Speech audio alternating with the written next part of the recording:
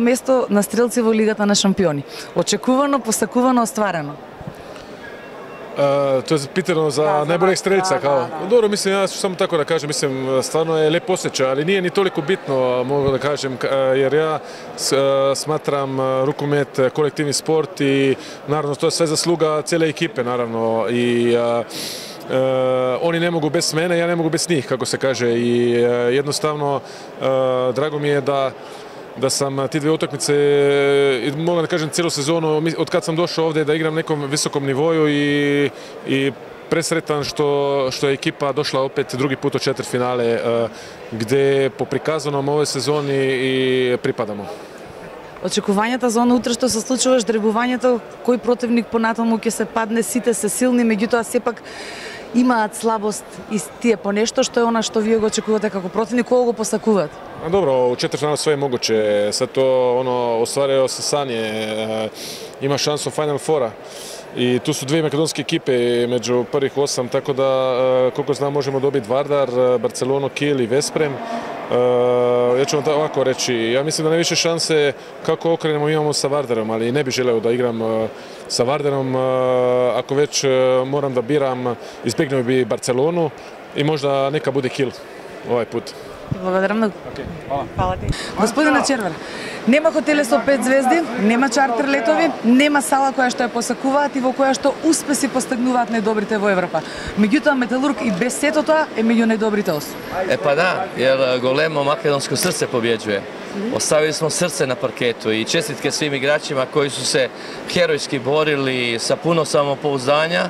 Samodoverba je bila strašna i uživali smo gledati i koristim priliku da se zahvalim svim našim gledateljima iz cijele Makedonije koji nas podržavaju, a jednako tako bih se zahvalio od srca svima onima koji su skupili snage da 3 dana putuju 2500 km da navijaju za nas u dalekoj Danskoj i koji će opet 3 dana voziti se za kući. Mislim da smo i zbog njih igrali i zbog svih ljudi koji vole sport i koji nas podržavaju.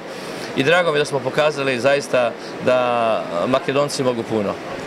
Има една изрека која што вели дека талент е да направите победа, а да го повторите резултатот, тоа е веќе карактер.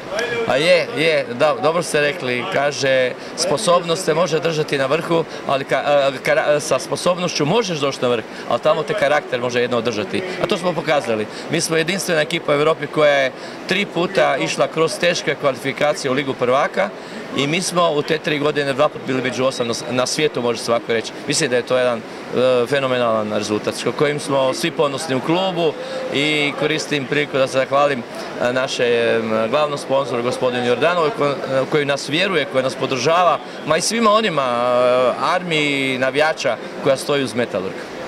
Порано имаше некои мислење или најчесто беа коментарите од гледачите дека Металург игра некој ета така спор ракомет, меѓутоа за да ви паднат на колена и шпанци, и данци, и сите тие големи имиња, сепак нешто не е баш така. Не, dobro ste vi pitanje postavili koje će sigurno interesirati gledatelje vaše televizije.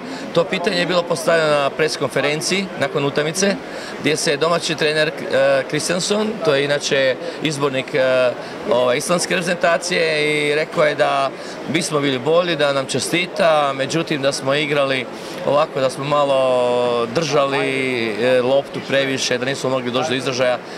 Onda sam ja morao reagirati, jer mora se reagirati ako ste u pravu. Pobjednik piše povijest, gubitnici ne.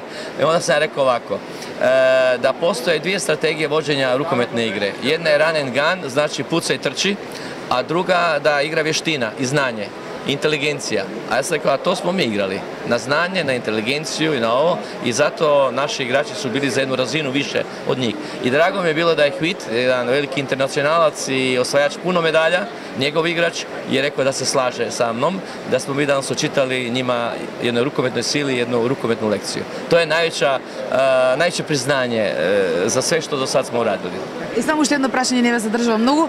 Мислам дека ќе согласите со мене дека сте најтемпераментниот лидер на една екипа, тоа го покажувате на терен. Успевате ли после тоа, кога се ќе заврши, кога победата е наша, повторно да сте оно истиот лино? Pa da, ali ja kad radim jedan posao, radim sa puno strasti. To je ko ljubav, strast treba tražiti stalno.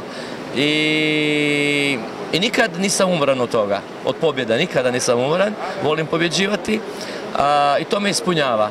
Ali naravno, ako se izgubi, teško mi je, ali priznajem poraz. Treba biti sportaš i kad se dobiva i kad se gubi. Ви благодарам многу и многу среќа понатаму. Се гледаме во Кјао. Дарко, после се што постигна Металург, вела дека одбраната е клучот во се едно нешто, а блазе на Металург кога ти има тебе. Кои се границите на Металург? Pa evo, iznenadili smo sami sebe ove godine, stvarno niko nije ni u najluđim snovima vjerovao na početku sezone da ćemo doći do ovde i ponoviti uspjeh od prošle sezone. Sam plasman u Ligu šampiona je bila velika stvar i vrlo teško smo to isto izvukli, međutim kako su utakmice se ređale, Paris Saint-Germain, eto na kraju Barcelona, svi veliki timovi, osjetili smo i svoju snagu realnu i ovo je bila jedna materializacija. Ova utakmica nam je mnogo značila u Danskoj, da pokažemo da smo stvarno zasluženo tu gdje jesmo, da imamo kvalitet, da nije bitno gdje igramo i sa kim igramo, da imamo svoj karakter, nešto posebno, da ima Metalurg, to svi prepoznaju, a eto sad i mi onako sa najviše mogućem samopouzdanja čekamo nastavak Lige šampiona. Веспрем, Кил, Барселона, Вардар. Твоја желба? Pa moja želja je Kil. Mada možda bi bilo najbolje za makedonski rukomet da se plasira jedna ekipa u Final Four, međutim ja kažem, rekao, dosta mi je, više ne mogu.